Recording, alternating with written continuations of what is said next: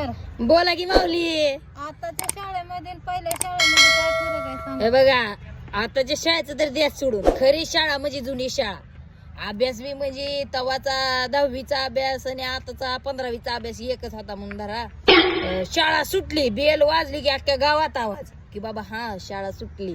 त्यातून जर गुरुजीने सांगितलं 3 दिवस 4 दिवस सुट्टी आहे, विषय संपला, मग तर सगळ्या गली गली आणि त्यातून पोरं पळायची कशी. दोन्ही हात मोकळं नसायचं, एक हात दप्तराला. दप्तर म्हणजे काय गुन्हे, एक हात दप्तराला पोताड्याला त्या आणि एक हात चेडीला खाली.